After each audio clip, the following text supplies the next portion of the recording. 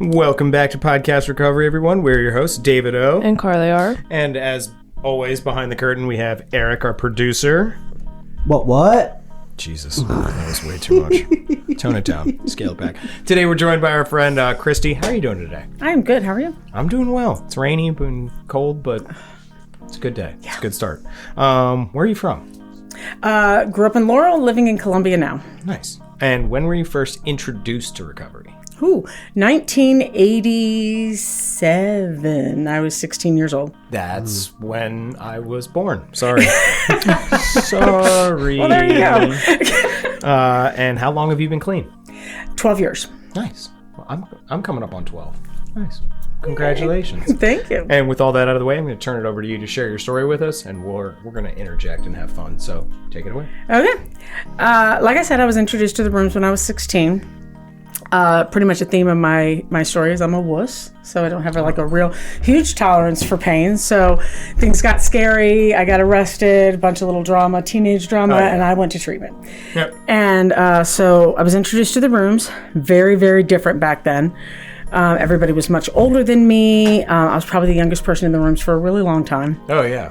And but we had a lot of fun. Like, everything was so united because there were so few of us. I mean, there was only like one meeting a night in the whole Laurel to DC area. So we all went to the same meetings. We all went out and closed down Bob's Big Boy or something like that. Oh my God, Bob's Big. Is that even, are there? No, it's not. It died. Like, is that still we a probably thing? Killed it, to be perfectly honest with you. It's been that long. What is Bob's Big Boy? You know, it's like a Denny's. Yeah. But we just like always went and got Fuddruckers. like this weird cake and coffee, honestly. But there were like 30 of us every night somewhere. And it was a very tight-knit group. We traveled together, and I grew up in here, right? And everybody was older than me, and at first it was really hard because, their stories were very different than mine. Like, my drug of choice at the time was PCP. Wow. Mainly because at 16? it enabled... What's the 80s? Because I had a childhood. Let me rewind. How did we get started using? How did that happen? I was a really good girl. Okay. Got really good grades. Yep. Went to school extra and all of that. And I was bullied relentlessly for years. And I tried everything from church to whatever to figure out how to deal with it. And it was different back then. Yeah, so bad. Like, it was not the same level of accountability as today. No. It was everywhere. Yeah. And I couldn't handle it. And and honestly, potheads, super accepting group of people. Yeah. So I fit in with them. They never made fun of me. They never made me feel uncomfortable. It was okay. It's hard to be bullying people while you're stoned. Yeah.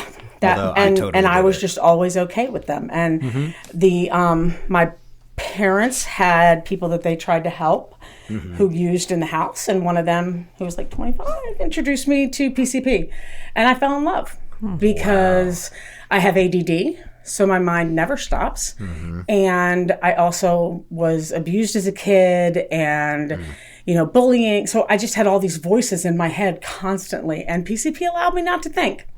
It shut my thought processes off. And that was a relief. PCP will do that. Right. It was a relief, and I loved it. But so when I was introduced to the rooms, everybody else had been like shooting dope in their groin and their neck and all of that. And here I am, I smoke PCP. And so, it was a minute till I could really compare in versus comparing out. But once I did, I was just in love with the rooms. Yeah. I learned how to be a grown-up in here. The last year I remember celebrating was 9. So that would have been 96, 97? Something like that. Okay. And the rooms had given me everything I ever wanted as a kid. You know what I mean? I went and got my cosmetology degree, got my license, worked doing that, went back to school to get a degree, got my degree, got the child, the husband, the 2.5 kids, white picket fence, the whole thing. And y'all were irritating. And so I was like, you know what? I have another source of spiritual enlightenment in my life, so I don't need NA anymore. And I just stopped coming to meetings. I stayed clean in terms of I did not use for probably 20 plus years. I was not 100% sure if I was an addict, but I was like, I'm crazy without them. Yeah. So why? You know, like I don't need to drink. I don't need so I just didn't. I had alcohol in my house. I just didn't care. It wasn't a thing. Yeah. And I was good until the day my husband came home and told me he wanted a divorce. Out of the blue, I thought we were happy. Yeah. Like we never argued. We never fussed. There was nothing. He just came home and said, yeah, I don't want to be married anymore. I'm sorry, what? Yeah. And then my life went from like an episode of The Cosby Show to an episode of Law and Order overnight. And I mean, like it was insane. And I couldn't function. I fell into a depression. I had 2 kids at the time. My son was probably 15 and my daughter would have been 4 or 5. And I couldn't be their mom. I couldn't do anything. All I did was sleep. And I had been taking ADD meds according to prescription for 13 years. They had done exactly what they were intended to do. They allowed me to focus. And yet I'm not dumb. I know that they're a stimulant. Yeah. So I took 1 extra one day. That was it. 1 is too many and 1,000 is never enough is absolutely my story. That 1 extra pill, it's like something clicked in my brain. And I was like, well, if 2 are good, 3 are better. And fast forward, I don't know, 4 or 5 years, and I'm using a month's worth of my prescription every single solitary day. Was it, what, Adderall? Oh. So that's 60, 30 milligram Adderall every day. Jesus. Wait, what? Yes. 60, 30 milligram. 60, 30 milligram. Because I was taking 2 a day according to prescription. How many milligrams is that, Eric? 60 times 30. A lot. It's a lot. It's 1,800? Oh my God. I mean, I was taking about handfuls of 9. And it was powdery, so I would like wait and try not to throw up. You know what I mean? Like it was horrendous. Well, I mean, they're like Tic Tacs. And I was writing my own prescriptions all over the state of Maryland. I had several friends who had medical assistants, and I used their insurance card, just wrote the prescription in their name, passed them off everywhere from Baltimore to DC, from Greenbelt, Carroll County to Annapolis, just everywhere. I was just at a different pharmacy every day. You must have been getting everything done every day. No, see, that's the thing. That makes sense. You're getting that done Hyper every day. Yeah, no, that was really because the the thing about taking that much is that you start a lot. Wow. You don't finish anything. So my house looked like a construction zone. Like, I am going to regrout the tile, and I would rip it all out and then be like, the carpets are dirty. And then I'd be going in a different direction. And then if I ran out of pills, all I could do was sleep. You know, if I either didn't have a prescription, didn't have any money, or didn't have any way of I would just sleep, like just pass out sleep.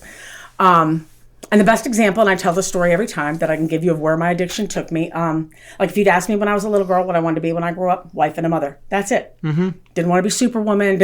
Like I had no other ridiculous or even realistic goals. Wife and a mother, that's it. And my son had gone to live with his dad because we couldn't stop arguing.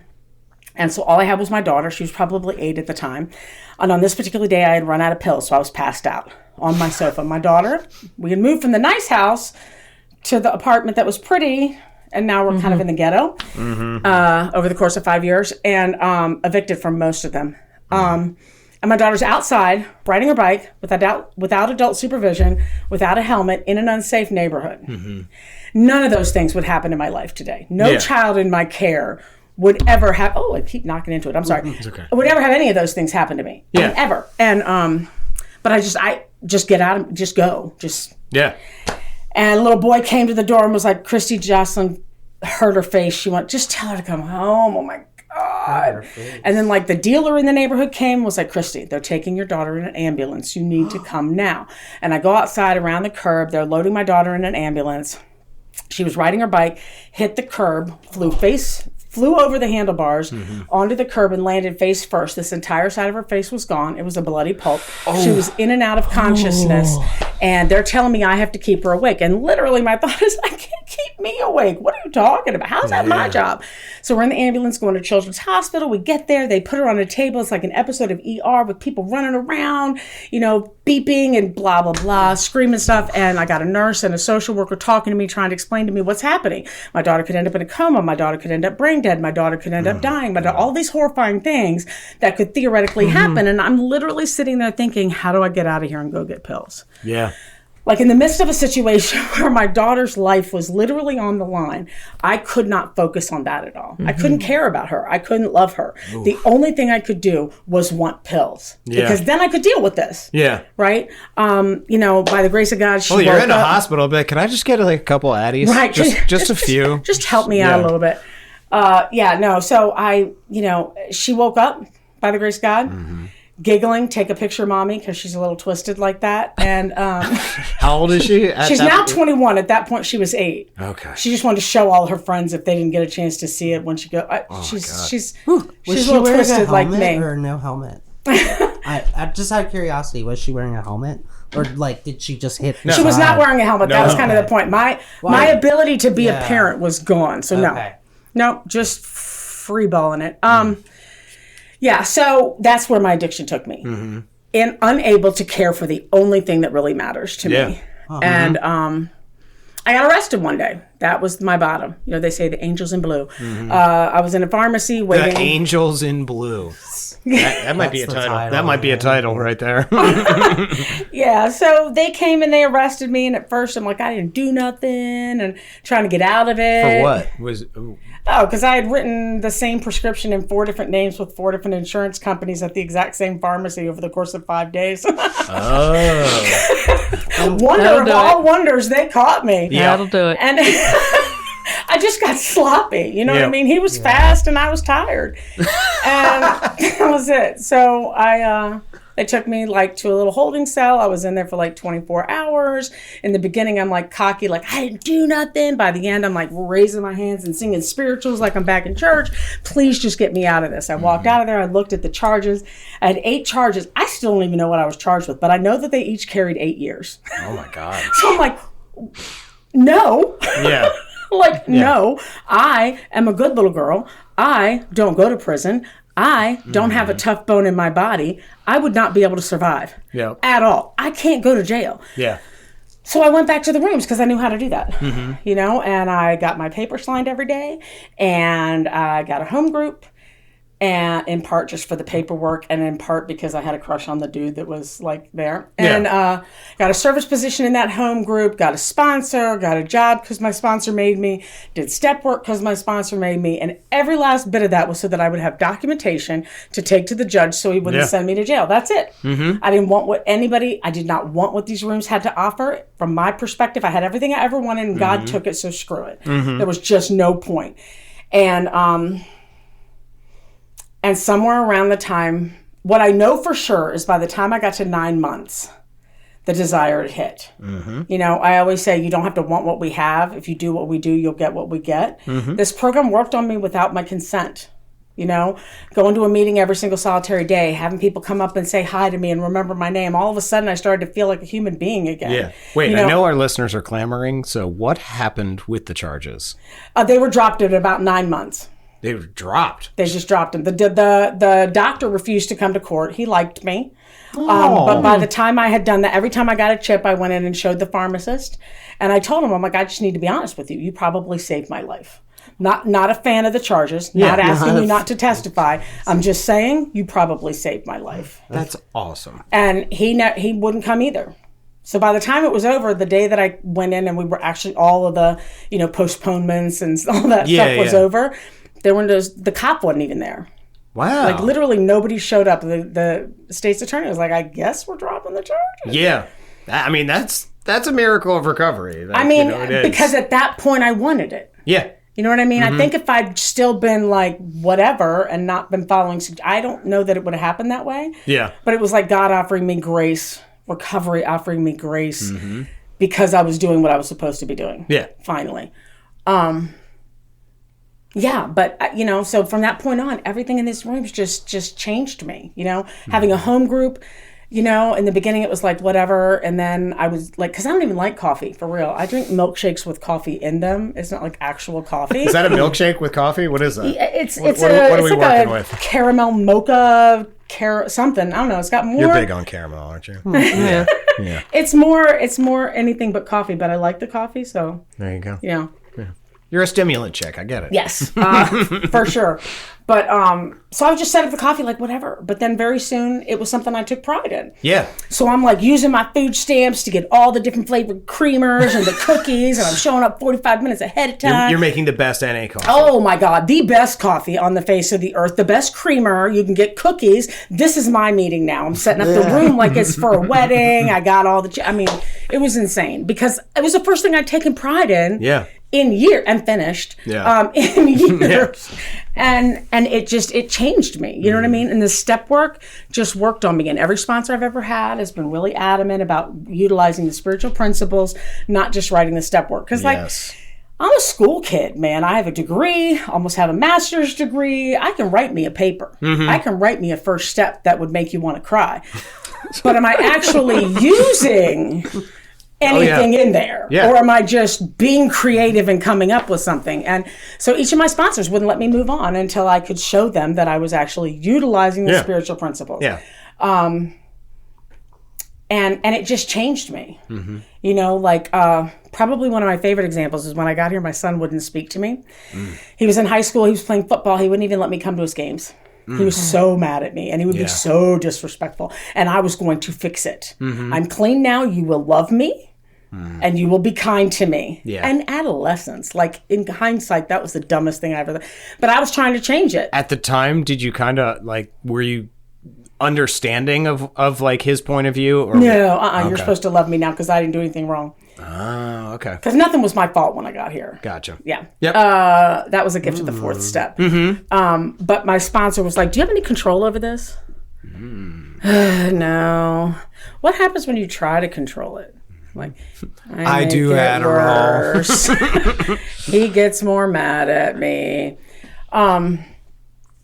And, you know, the third step, like, you got to give it to God. You got to trust God's timing on this. You got to. And finally, when I did, it started to change. At first, it was I can come to his football games. Then it was I can give him a ride to WVU, in part because I don't think anybody else was going to. But it gave me 4 hours alone in a car with him. You know what I mean? Multiple times a year. And most recently, like, so now I have 12 years clean. Our relationship is dramatically different. And not this past fall, but the fall before, he called me to tell me that his girlfriend was pregnant. And I'm the only human being who knew. His father didn't know. His grandmother didn't know. None of their friends knew. She didn't tell her mother. I was literally the only person who knew. And that is the gift of recovery. Because my son trusted me with his most priceless secret. And, that's amazing. You know, and now he loves me, and we've had conversations about things, and he asked me questions about kind of what happened, and we can work through it now. You know what I mean? Because the amends has not been a one-step process. No. It's been a whole lot of different phone calls and a whole lot of different conversations because he's got to work through his feelings. It's been a 12-year process. Exactly. And it's probably still happening. You know, but I mean, at this point, I have the job of my dreams. Sort of. It's changing right now, and I'm not comfortable with change. But I do have a job that I love, a great relationship with my kids. My daughter's like my ride or die. She and I went through a hard time, and we worked through it because of the people in these rooms, you know. My daughter doesn't have a dad who's active in her life on a regular basis, so all of the people in A show up for her. We just had a game, a sophomore night. It was like 30 people, all from NA, watching her, and everybody's like, all of our teammates were like, all right, who are those people? Because it's like black, white, young, old, biker, business people, just a little bit of everybody, all in one section cheering for Jocelyn, and they're like, who are those people? And she just looks up, she's like, family. That's my fan club. No bigs. They're just my family. Because they are, you know, she comes into my anniversary every year, and it's like it's hers. She's like, hey, and everybody's like, so everything about my life is different now. Everything about who I am is different now. Everything about my relationship with the God of my understanding is different now. I mean, and it's only been 12 years. Like, I did a lot of damage when I was using, and to be able to clean up most of it, is pretty remarkable. And I see miracles every day. You know, super grateful. All right. Well, we definitely have some questions for you. Who would like to start? Eric, Carly, me? Who's going? You go ahead. Okay. All right. How did you... So, my assumption is like when you came... Because you had recovery, and then you... were just clean, a dry addict, whatever. And when you came back for like those first 9 months, did you sort of have a know-it-all mindset? Like, oh, I had done this before. And like, was that a case for your second part of recovery, or did you have to get over that? I think it had been so long that like I got the gist of it, and there were certain things that were like frustrating because I was here when NA was new. Yeah, and the rooms had changed for sure. But people also talk about that time and they're like, yeah, they told us to sit down and shut up. And I want to be like, dude, you're right. But then they loved up on you a whole lot and took you home with them. And we don't do that part. You can't just tell somebody to sit down and shut up and then leave them. Yeah. Like, you're forgetting the love part that came after that. Yeah. You know what I mean? You're remembering the hardcore, but you're not remembering the love we shoveled afterwards, which is only half of the story. And so, like, that kind of stuff, but for the most part, no. In fact, there are people here today that were clean when I first got clean. In fact, the one woman just celebrated, I think, 35 years, and I had What's her name? Name drop her real quick. Debbie. Oh, yeah. Debbie G. Yeah. And I had about 2 weeks more clean time than her when I first got clean. So that means had I stayed clean, I would have 35 years. Was that a little humbling to find that out? Yeah. But it also is nice to feel like I came home because none of them were judgmental. Yeah. You know what I mean? It's what we do. It's what we do. Yeah, Dion T, she is one of my favorite people in the world. And when I first got clean, my sponsor was like, you will be the one that young people will be able to relate to. And Dion was one of those people. And we hung tight back in the day. And so to hang out with her now is like a gift because she's got so much more clean time than me. But she remembers when it was different. And so it adds an aspect to our relationship. So it's kind of cool. Nice. Yeah, so I wasn't super cocky because I was beat up. Yeah, I got you. All right. Who's next? Me, because I kind of wrote that down too to kind of touch on that. In your opinion, how have the rooms changed from like then until now? So back in 1987 to 2024? Yeah. Well, you could smoke. Oh God, that would have been great. You could smoke in the rooms, and that would have been such a problem for me. Ashtray duty. Oh, it was ashtray horrible. duty. I'm sure it was so gross. Everybody just came out. Oh my God! I don't know how churches let us in. Yeah, because their rooms were so smoke filled. It was horrifying. I'm sure. But I think there are groups of people that are tight, but back then you had no choice. Like we clung together for dear life because we were all we had. Yeah. You know what I mean? You couldn't isolate in the rooms back then. And meetings were probably a lot smaller, right? Yeah, it was much smaller. And so we all went to meetings together. We all, went to convention. Like the very first CPR CNA convention, the Ocean City one that was for the first time in Crystal City. I mean, at that point we were like, oh my God, the rooms are huge. There's so much. Oh yeah. It was like maybe 500 people, I think. And we were like, wow. I mean, that's still a lot of people. Yeah. And like, I went to the world That's a million times more people than Eric wants. Yeah. I went to the world in Florida in like 89, I think. And we literally just rented a car and drove down the whole way. And we were just all so tight. Whereas now you have little cliques of people. Yeah. There were no cliques back then. Everybody hung with everybody because we had to. Yeah. Because we were all we had. There weren't options of people.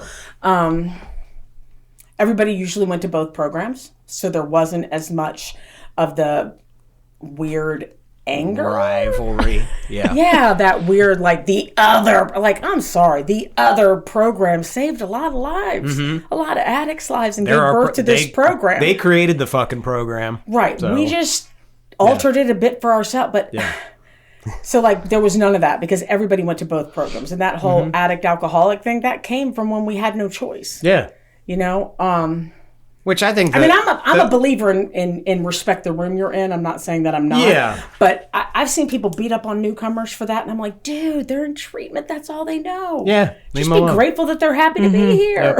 Yep. Yeah. Oh, they said clean and sober. Let me browbeat them. What service? What did that do? Right. How does that help? Yeah, that didn't help. So yeah, I think the tight knit nature is the stuff that we didn't have all the literature. We had the blue book. That's it.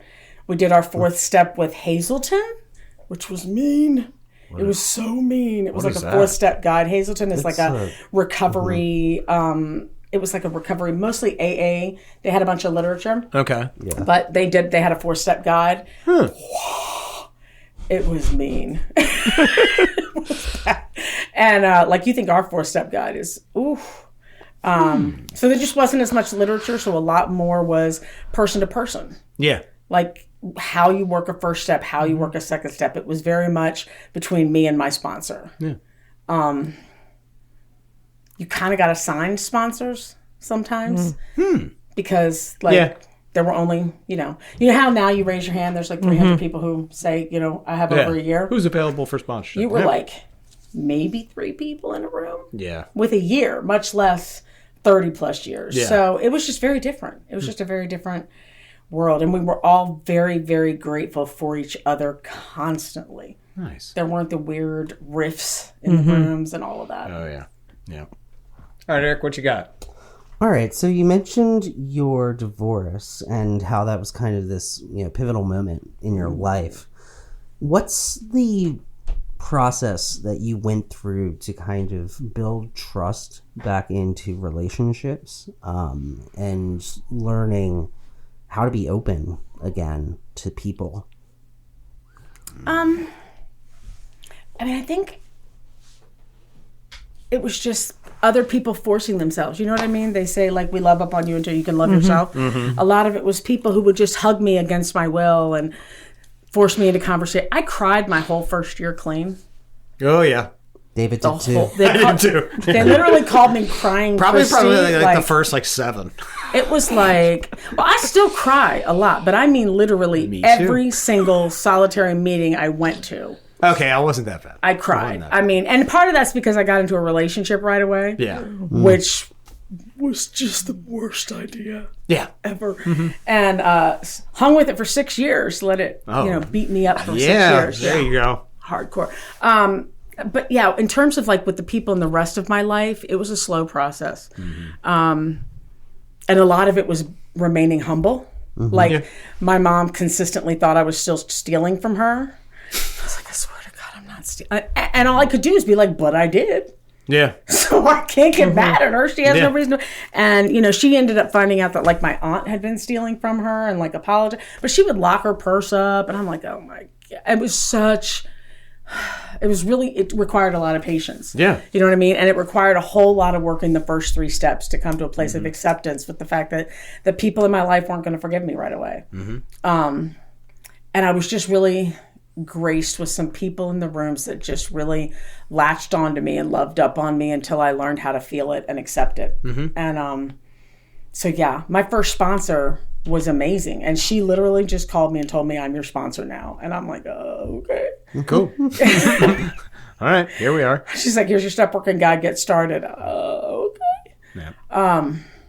So yeah, it was just slow. And yeah. All right. Where am I gonna go? What has been describe the amends process with your kids? Like how has that been a process for the last 12 years? Well, I talked a bit about my son. Over the years, like when I would drive him to college, we would have conversations and talks, and some of it was just being a mom again. There was a lot of just living amends. With my daughter, we've talked recently, she doesn't even remember. She didn't even know I was getting high. She just knew I was tired a lot. Yeah. and I was a lot of fun. Yeah. And I was either tired or I was a lot of fun. And but she was young, so she kind of was protected from it. But like when she went through her teenage years and started drinking and getting high and stuff, having to be patient and let her have her own process and having to trust that God got her and all of that stuff. It was just a matter of very slowly being a mom again. Yeah. Because I hadn't been a mom in so long. Yeah. And like just accepting them for who they are, letting them have their process and letting them show me who they are as people. Yeah.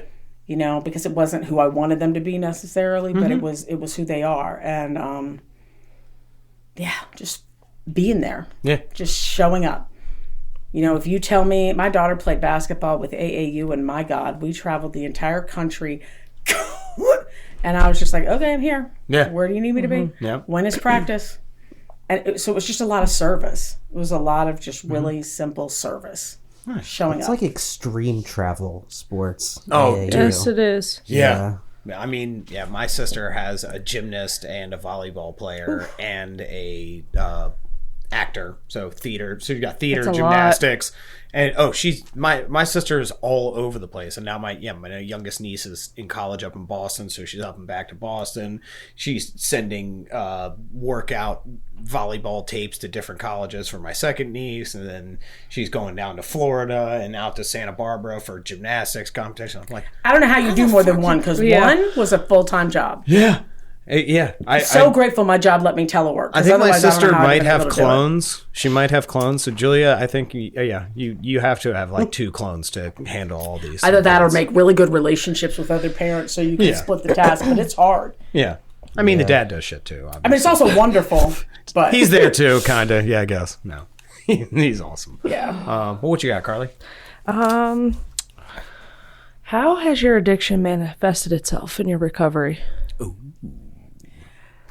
Well, I mean, food, obviously, which I work on, That's for everybody. slowly. Spending, Yep. not great. What's your go-to for spending?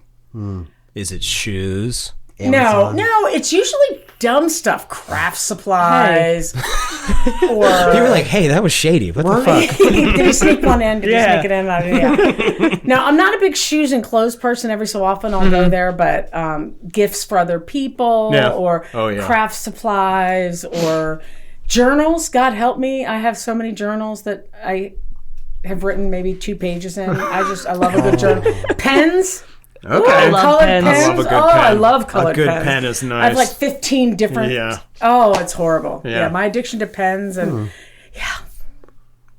yeah. Eric's all digital. He's like, what are you doing with these archaic tools? What is this pen you speak of? Fucking turd. Yeah, and I have a digital pen over here, you know. Of course you do. Fucking spaceman. Yeah. So some retail therapy and food. Yeah.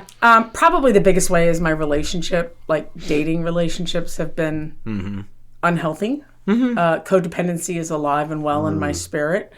And really trying to figure out what that deeper exact nature is that draws me, not so much to these people because they're good people, but what keeps me holding on past, like till I'm dragged. Past the expiration date. Oh, Yep. so far past. Like, why do I allow people to treat me badly? What is it in me that and I get addictive with it. You know what I mean? Oh, yeah. My first relationship, oh my God, the amount of stalking that I did was just unhealthy. What? I mean, not like stalking, but like, like a drive-by to see if he's home. Okay. Or on Facebook with an alternate I Facebook put a profile. GPS tag blah, blah. underneath his car. I think if I'd had the money, maybe. I guess But, I hadn't thought of that as stalking, but yeah, it is stalking in a way. What, putting a GPS under somebody's car? That's No, not 100% that. stalking. Not That is stalking to I'm the talking T, about dude. Facebook. Oh. yeah, no, but No, like if a it's whole lot public- of Facebook If stalking. it's and- public, no. If it's social media, that's low grade stalking at best. Yeah, but once you've gone really deep dive down the comment section of 3 women past the first, like, Oh goodness, yeah, that's a bit much. like I'm basically breaking my own heart at this point, and I know the answer. Yeah. I just need more, and I just still can't let go. That desire to prove to somebody that I'm worthy of love, and so that's probably the biggest way, is that holding on till I'm bloody. Oof, nice. That might be the title. Holding on until I'm bloody, dude. Yeah. That's pretty solid. That's definitely my life The story. Angels in Blue. That was so good. That's such a good title. All right, what you got, Eric? So you said that you have ADHD and mental illness. So how are you handling that now that you're in recovery? Oh, it's so hard. And I cannot tell you how many times I talk myself. I'm like, I could probably use Adderall according to prescription again if I was. And I'm like, yeah. Yeah, right. And then my girlfriend will have a very low dosage. And I'm like, if I took the whole bottle, I can't use Adderall according to prescription anymore. I did and I could, but not now. Yeah. I have a psychiatrist that I work with. I tried the non Stratera and stuff. It was not helpful. So she is working with different antidepressant medications to kind of try to rebuild those structures in my brain that chase dopamine. So that's happening, but that's scientific, and I just let her control that. Yep. For me, trying to find scheduled distractors that I can do that don't distract other people, like in meetings, because I used to play with my phone. Scheduled distractors? Yeah, so like ADD, one of the things that really helps is my brain is all over the place. Yeah. So if I'm doing something with my hands, then I can focus on what's happening in front of me. Oh, okay. So kind of like a fidget. Yeah, fidget, writing. But in the beginning, it was my phone. And people are like, get off your phone. It's like, look, I can pay attention to you because I'm on my phone. I now get that it does distract other people. Yeah. But like when I'm emotional, don't even talk to me about my phone, because that's all I've got. There's an emotional, like if I'm sad or something, I will scroll until I can't. Like that's the only thing that works for me. But like I'll bring notes and like, and I can like make a Christmas list, and it helps me to focus on a meeting. It's bizarre. But yeah, that kind of stuff. Colored pencils, colored pens, all of that stuff helps me with my ADD. Super fortunate because I work at a very, very trauma-informed place where I can go to my boss and be like, my brain is done for the day. Can I just go home and telework for the rest of the day? And she's like, sure. Like she does not care that my work style is 5 a.m. to 11 and then I don't work again. Because my brain works when my brain wants to work, and sometimes I can do it and sometimes I can't. And then other little tips that I've had, like there's some technique where you work for 22 minutes and you set a timer and you don't let anything distract you, and then you stop and then decide if you want to go back. I don't know, stupid stuff like that I just keep trying until it works so that I can function. But yeah, it's hard. Yeah. Oh yeah. Because Adderall was so easy and it worked. Oh yeah. Yep. Oh yeah. All right. My final question. So you touched on it here and there. Religion and spirituality and recovery. What's your relationship there?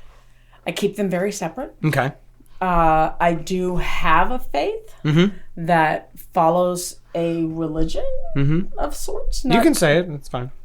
I mean, like I would call myself a Christian, but I hate to say that out loud because most people who say that are very mean, spirited, and judgmental and hateful, and that's not the kind of Christian that I am. I am a offer love to everybody at all costs kind of Christian.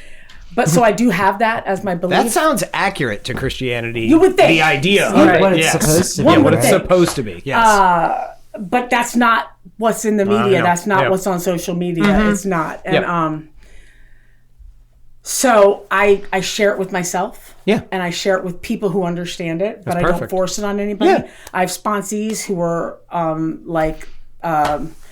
agnostic, atheist. Atheist or whatever. And it's like, okay, all I need you to do is come up with something that's greater than you. I don't care if it's nature, a tree, the rooms, whatever it is. And I need you to come up with a way of communicating with it. It can be writing note, like something. So that there's a version of prayer that's yours. I don't care what that is. Yeah.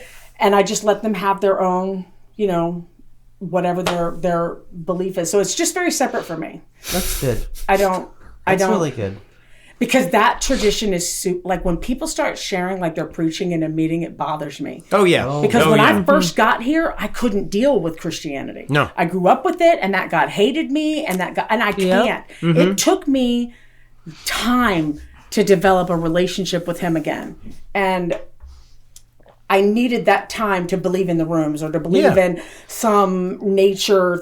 I needed that before I could get back to the God that I was raised with, or some version of it that I've created that's different than that. But so I will not.